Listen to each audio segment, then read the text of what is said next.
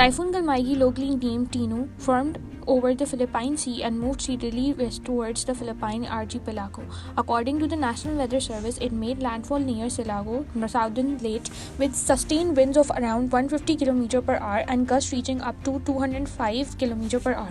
Before landfall, more than 150,000 people had been evacuated from vulnerable coastal and low-lying areas in the central Philippines, including parts of eastern Visayas and Samar. As Kalmaegi struck, it brought torrential rainfall, flooding, and strong winds. In cities such as Leyte and Cebu City, whole neighborhoods were submerged with only rooftop visible in floodwaters. At least one fatality had been officially reported so far, a resident drowned in floodwaters as the typhoon hit. Large-scale travel and transport disruption followed. Over 160 flights were cancelled, ferries and sea traffic suspended, and storm surges up to 3 meters were warned along the coast. Once the storm crossed the Visayas region and the archipelago, it is forecast to re-emerge over the West Philippine Sea and then head towards the South China Sea, potentially affecting central Vietnam. Rainfall and sea conditions remain a major concern as it moves westwards.